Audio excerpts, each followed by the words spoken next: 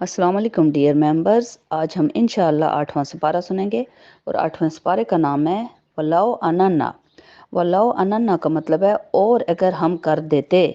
और अल्लाह ताला ये किस चीज़ के लिए फरमा रहे हैं, आज हम 8वें सिपारे की इस आयत में सुनेंगे। इस पारे का आगाज़ सूरह नाम की इसी आयत से होता है जो कि पारे का नाम है। और आज हम सूरह नाम की बकाया आखिरी 45 आयत सुनेंगे। उसकी पिछली आयत हम पिछले पारे में सुन चुके हैं। और उसके अलावा हम इसमें दूसरी सूरत भी सुनेंगे। उस सूरत का नाम है सूरह आराफ। और सूरह आराफ की टोटल 206 आयत में से 87 आयत हम इस पारे में सुनेंगे और बाकी आयत हम अगले पारे में सुनेंगे। और इस पारे का आगाज़ करते हैं और सूरह नाम की इसी आयत से करते हैं और इसको सुनते हैं और समझते हैं। बिस्मिल्लाहिर्रहमानिर्रहीम। वलौ अन्नना नज़लना इलैहिमुल मलाइकता व कुल्लमहुमुल मौता व हशरना अलैहिम कुल्ला शैइन कुबला मा कानू लियुमिनू इल्ला अन यशा अल्लाहु वलाकिन्ना अक्सरहुम या जाहिलून। ये सूरत भी जो कि मक्का मुकरमा में नाज़िल हुई थी, तो अल्लाह ताला कफ़ार मक्का के लिए फरमा रहे हैं जो कि तरह तरह की फरमाइशें कर रहे थे कि हम इस कुरान को तब मानेंगे कि फ़रिश्तों के साथ आप नाजिल होंगे, लेकर इसको किताबी शक्ल में तब मानेंगे। और भी तरह तरह की हज़ारों किस्म की फरमाइशें कर रहे थे। तो अल्लाह ताला फरमा रहे हैं कि ए नबी, आपसे फरमाइशें कर रहे हैं। और चूँकि पारे का नाम भी वलो अन्नना है, यानी कि अगर हम उतार देते, यानी अल्लाह ताला फरमा रहे हैं कि अगर हम इन पर यानी कफ़ार मक्का पर फरिश्ते भी उतार देते और मुर्दे भी इनसे गुफ्तगू करने लगते, यानी कब्रों से निकल के मुर्दे भी उठ के गुफ्तगू करने लगते और हम सब चीज़ों को उनके सामने ला मौजूद भी अल्लाह ताला कर देते जो ये फरमाइशें कर रहे, तो भी ये ईमान लाने वाले ना थे। इल्ला माशा अल्लाह, जब तक अल्लाह ना चाहे इनमें से किसको ईमान डालेगा अल्लाह ताला उनके दिलों में।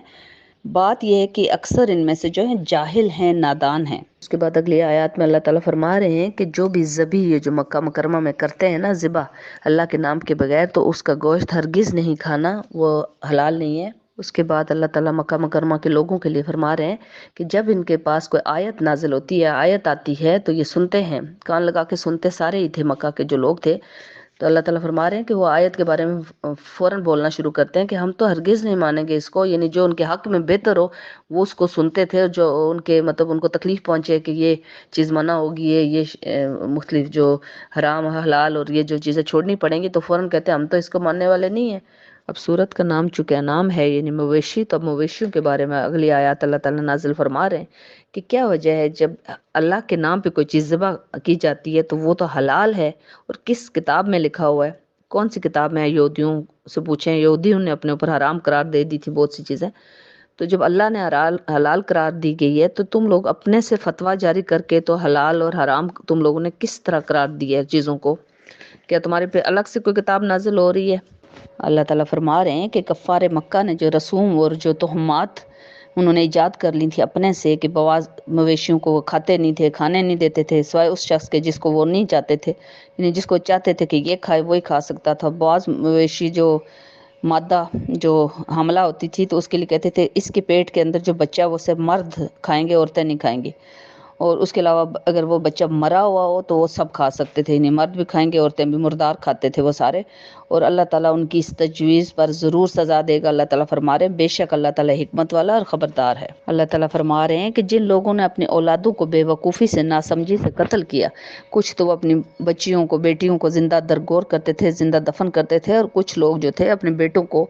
बलि चढ़ाते थे, इन्हीं बुतों के ऊपर चढ़ावा चढ़ा देते थे, कुर्बान कर देते थे। तो अल्लाह ताला फरमा रहे हैं कि उनको ज़रूर सज़ा दी जाएगी। अब अल्लाह ताला अनाम यानी मवेशियों के लिए यहाँ पे आयत नाज़िल फरमा रहे हैं कि ये बड़े छोटे मवेशी 8 किस्म के हैं,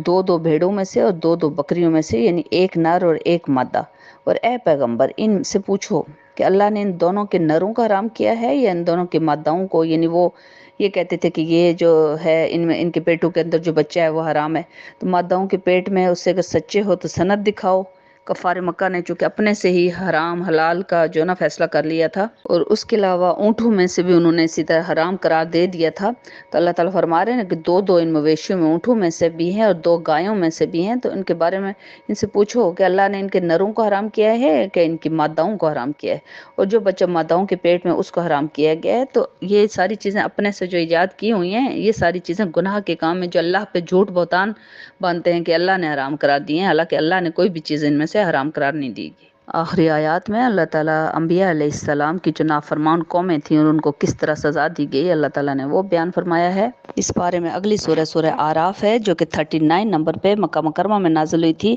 اور قرآن پاک کی موجودہ ترتیب میں 7ویں نمبر پر ہے، اور آراف کے معنی ہیں بلندیاں۔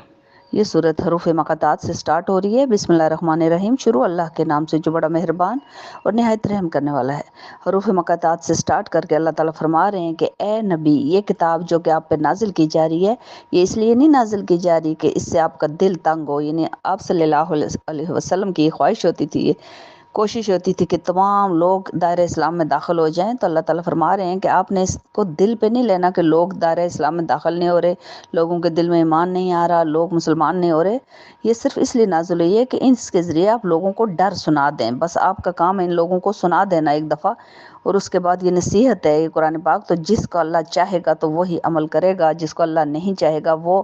70 سردار اور باقی جو کفار ہیں وہ مارے جائیں گے، اور اللہ تعالیٰ ان کو دنیا میں بھی اور آخرت میں بھی ذلیل و خوار کریں گے۔ اہل مکہ کے لیے اگلی آیات نازل فرما رہے ہیں کہ اے لوگو، اے اہل مکہ، پیروی کرو اس قرآن پاک کی جو کہ اس میں نازل کیا گیا ہے، اس پہ عمل بھی کرو، اس کی پیروی بھی کرو، اور تمہارے رب کی طرف سے اللہ تعالیٰ فرما رہے ہیں کہ باقی معبودوں کو جو بنائے ہوئے ہیں 365 بت، ان کو چھوڑ دو اور ایک رب کی عبادت کرو، اور اس قرآن پاک کی نصیحت کو آپ قبول کرو، مگر تم لوگ کم ہی نصیحت کو قبول کرتے ہو۔ اللہ تعالیٰ فرما رہے ہیں کہ جیسے پہلے کی بستیوں کو تباہ کیا گیا تو تم لوگوں پہ بھی عذاب آئے گا، اور پچھلی کئی صورتوں سے آپ سنتے چلے آ رہے ہیں کہ اللہ تعالیٰ بار بار اس چیز کو بتا رہے ہیں اہل مکہ کو کہ عذاب جو ہے نا وہ قریب ہی آنے والا ہے، اور تم لوگ اس پہ عمل کرو، قرآن پاک کو جھٹلاؤ نہیں، قرآن پاک سچی کتاب ہے۔ اگلی آیات میں اللہ تعالیٰ فرما رہے ہیں کہ جیسے کہ ساری امتوں سے سوال ہوگا کہ تم لوگوں تک اللہ کا پیغام پہنچ گیا تھا، تو اسی طرح تمام پیغمبروں سے بھی سوال کیا جائے گا کہ تم لوگوں نے جو نبی بھیجے گئے تھے کہ آپ نے اپنا پیغام پہنچا دیا تھا۔ یہ وجہ ہے کہ حضور صلی اللہ علیہ وسلم نے فتح مکہ کے موقع پہ اللہ تعالیٰ کو آسمان کی طرف دیکھا تھا آپ صلی اللہ علیہ وسلم نے، اور اللہ تعالیٰ کو گواہی کے لیے اللہ تعالیٰ کی طرف دیکھا تھا کہ اے اللہ گواہ رہنا کہ میں نے آپ کا پیغام ان پورے مکہ امت کے لیے جو مسلمان امت ہے ان تک پہنچا دیا ہے۔ قرآن پاک میں 25 انبیاء کا بائی نیم نام آیا ہے اور ان کے واقعات بھی آئے ہیں، لیکن 1,24,000 پیغمبر ہیں، تو سب کے یہاں پہ قصے نہیں اللہ تعالیٰ نے بیان فرمائے اور نہ ہی ان کے نام آئے ہیں، اور حضرت آدم علیہ السلام کا قصہ اس صورت میں کافی ڈیٹیل سے بیان ہوا ہے، اور جو اعراف، اس صورت کا نام اعراف ہے، تو اس اعراف کے متعلق بھی اگلی آیات میں آئے گا کہ وہ اعراف کیا بلندیوں پہ کون لوگ تھے۔ ان 3 قسم کے لوگ تھے، کچھ جنتی تھے، کچھ دوزخی تھے، اور کچھ مقام اعراف پہ تھے، وہ کون لوگ تھے۔ تو ابھی تھوڑا سا حضرت آدم علیہ السلام کا چونکہ قصہ یہاں پہ بیان ہوا ہے، اور آپ سارے جانتے ہیں کہ حضرت آدم علیہ السلام کا اللہ تعالیٰ نے مٹی سے پیدا کیا تھا بنا کے، تو طائف کے مقام پہ کافی عرصہ تک حضرت آدم علیہ السلام کا جو بت بنایا تھا وہ رکھا ہوا تھا جب تک کہ اس کے اندر روح نہیں چلی گئی تھی۔ تو یہ جو ابلیس ہے یہ جن تھا، آگ سے بنا ہوا تھا، جن تھا، لیکن اتنی زیادہ عبادت کرتا تھا اللہ تعالیٰ کی کہ یہ فرشتوں کے صف میں شامل کیا تھا اللہ تعالیٰ نے اس کو۔ تو اب یہ وہاں سے گزرا کرتا تو یہ ٹھوکر مار کے گزرتا تھا بت کو، نعوذ باللہ، حضرت آدم علیہ السلام کی، اور جب اللہ تعالیٰ نے اس میں روح پھونک دی اور تمام فرشتوں کو حکم دیا تو فرشتے تو فوراً اللہ تعالیٰ کو حکم بجا لاتے ہیں، تو فرشتوں نے فوراً سجدہ کر دیا تھا، اور جب روح پھونکی گئی تھی حضرت آدم علیہ السلام کے اندر تو ابلیس نے فوراً انکار کیا غرور اور تکبر کی وجہ سے کہ اے اللہ، اگلی آیات میں اللہ تعالیٰ فرما رہے ہیں کہ ابلیس کہتا ہے کہ مجھے آپ نے آگ سے پیدا کیا، میں اس سے بلند ہوں، مطلب میرا رتبہ بلند ہے، میں اس حقیر نعوذ باللہ مٹی کے بنے ہوئے آدم کو کیوں میں سجدہ کروں۔ اور فرشتوں نے فرمایا تھا کہ اے اللہ، آپ نے آگے جن پیدا کیے تھے، انہوں نے دنیا میں فساد مچا رکھا ہے، تو ابھی آپ نے انسانوں کو بھی بنا دیا ہے۔ تو یہ اللہ نے فرمایا کہ جو اگلی آیات میں آپ سنیں گے قرآن پاک کی اگلی صورتوں میں، اللہ تعالیٰ نے فرمایا تھا کہ جو تم لوگ نہیں جانتے جو میں جانتا ہوں، کہ یعنی کہ اشرف المخلوقات، تمام مخلوق کے اندر جو چیز ہے وہ انسان ہی ہے، اور جو علم انسان کو دیا جائے گا وہ فرشتوں کو بھی نہیں دیا گیا، اور اس کے بعد جب حضرت آدم علیہ السلام کو جنت میں داخل کر دیا گیا اور ان کے ساتھ ہی ان کی بیوی کو پیدا کیا گیا انہی کی پسلی سے، کیونکہ اکیلے تھے حضرت آدم علیہ السلام، اور جوڑے کو پھر جب جنت میں ٹھہرا دیا گیا اور اللہ تعالیٰ نے فرمایا کہ جو چاہو یہاں سے پھل کھاؤ، فروٹ کھاؤ، جو بھی چیز جنت کی چیزیں آپ کھائیں، اور اس فلانے درخت کے پاس نہیں جانا، اس کے درخت کو ہاتھ بھی نہیں آپ نے لگانا، اس کا پھل بھی نہیں کھانا۔ تو یہ ابلیس جو ہے اس نے ورگلایا جا کر، ان آیات میں آپ سنیں گے اب انشاءاللہ کہ ابلیس ان کے پاس گیا اور اس نے کہا کہ اگر پتہ ہے تمہیں اللہ تعالیٰ نے یہ کیوں منع کیا ہے کہ یہ فلانے درخت کا پھل نہیں کھانا؟ یہ اس لیے اللہ تعالیٰ نے منع فرمایا ہے کہ کہیں تم فرشتوں کے صف میں نہ شامل ہو جاؤ، اگر وہ کھا لیے تو تم فرشتے بن جاؤ گے۔ تو وہ حضرت جو تھیں حوا علیہ السلام، وہ ان کی باتوں میں ابلیس کی باتوں میں آ گئیں اور ورگلانے میں کامیاب ہو گیا، اور بالآخر انہوں نے جا کے حضرت آدم علیہ السلام کو فرمایا اور دونوں نے مل کے اس درخت کا پھل کھا لیا، اور بالآخر دونوں کے جو جسم میں ننگے ہو گئے، ایک دوسرے 70 جو تھے وہ پتوں سے اپنے، اللہ تعالیٰ فرما رہے ہیں کہ پتوں سے اپنے جسم ڈھانکنے لگے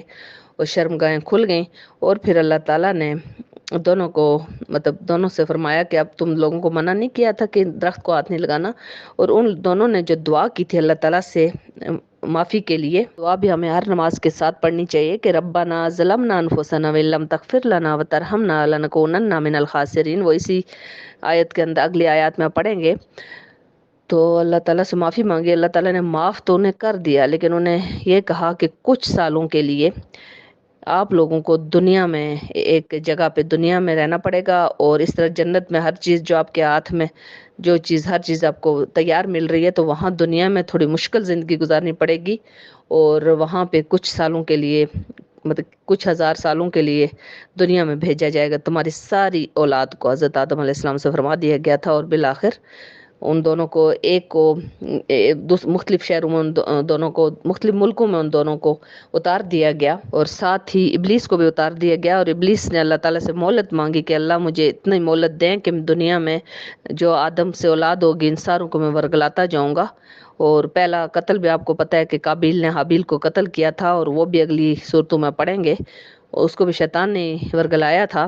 اور اسی طرح باقی جو جرائم تھے وہ بھی ابلیس ہی ورگلاتا ہے، اور ابھی بھی ہم ساروں کو ابلیس ہی ورگلاتا ہے، اللہ میں بچا لے۔ اب اگلی آیات میں اللہ تعالیٰ مقام اعراف پہ جو لوگ ہوں گے ان کے بارے میں فرما رہے ہیں کہ کچھ لوگ تو جنتی ہوں گے، سیدھے وہ جنت کی طرف چلے جائیں گے، کچھ دوزخی ہوں گے دوزخ کی طرف، اور کچھ لوگوں کو مقام اعراف پہ ٹھہرا دیا جائے گا۔ وہ ایک بلند مقام ہوگا، اونچی جگہ پہ وہ ہوں گے تاکہ وہ جنتیوں کو بھی دیکھ سکیں گے، وہ دوزخیوں کو بھی دیکھ سکیں گے۔ ان لوگوں نے گناہ بھی کیے ہوں گے، نیکیاں بھی ہوں گی، اور اب وہ اللہ تعالیٰ کی مرضی ہے کہ اس دن اللہ انہیں بخش دے یا اللہ تعالیٰ انہیں دوزخ میں ڈالے،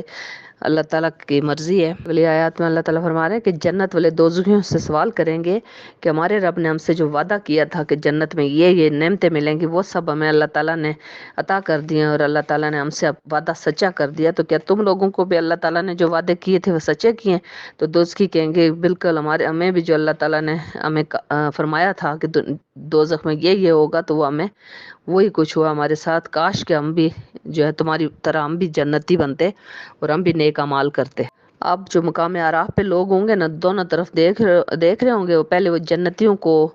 سلام کریں گے، سلام کرنے کے بعد دل میں ان کے خواہش پیدا ہوگی کہ کاش اللہ تعالیٰ میں بھی ان میں داخل کر دے، اور وہ ان کو پہچانتے ہوں گے چہروں سے، جنتیوں کو پہچانتے ہوں گے، جب نیکی کرتے تھے تو ان کے ساتھ مل کے وہ نیکی کرتے تھے جو بھی نیکی تھی، اور جب دوزخیوں کی طرف دیکھیں گے تو ان کو بھی وہ پہچانتے ہوں گے، جو دوزخیوں کو دوزخ کی طرف گھسیٹا جا رہا ہوگا آگ کی طرف، تو وہ ان کو کافی پہچانتے ہوں گے کیونکہ ان کے ساتھ مل کے انہوں نے گناہ کیے تھے۔ تو اب وہ دوزخیوں کی طرف دیکھ کے تو جب انہیں دل میں وہ کانپ جائیں گے اور دعا کریں گے کہ اے اللہ ہمیں ان کی طرف نہ، ان کی طرح یہ والی سزا ہمیں نہ ملے گی، اللہ ہمیں معاف فرما دے۔ اہل اعراف دوزخیوں سے یہ بھی سوال کریں گے کہ تم لوگ تو یہ جنتیوں کے بارے میں ہمیں دنیا میں بتایا کرتے تھے کہ تم لوگ آؤ ہمارے ساتھ گناہ کرو، یہ جو جنتی نیکی کی طرف لے کے جا رہے ہیں، نیکی کے کوئی بات بتانے کی کوشش کر رہے ہیں، تم لوگ تو ہمیں دنیا میں بتاتے تھے کہ یہ غلط بات ہے، یہ تو کبھی بھی نہیں جنت میں جائیں گے، ان کی باتوں میں عمل نہ کرو، آؤ ہمارے ساتھ مل کر فلاں فلاں بات کرو، آؤ بیٹھ کے گفتیں کرتے ہیں، آؤ بیٹھ کے گپیں لگاتے ہیں، آؤ بیٹھ کے گناہ کے سارے کام کرتے ہیں، چھوڑو نماز کو، وہ تم تو کہتے کہ یہ کوئی نہیں جنت میں جانے والے، تو اب دیکھو کہ ان کے ساتھ کیا ہوا، تمہارے ساتھ کیا ہوا۔ اگلی آیات میں اللہ تعالیٰ ان دوزخیوں کے لیے آیات نازل فرما رہے ہیں کہ دوزخی جنتیوں سے کہیں گے کہ ہمارے اوپر کچھ پانی بہا دو، یا جو نعمتیں اللہ نے تمہیں عطا فرمائی ہیں جنت میں ان میں سے کچھ ہمیں بھی کھانے کو دے دو۔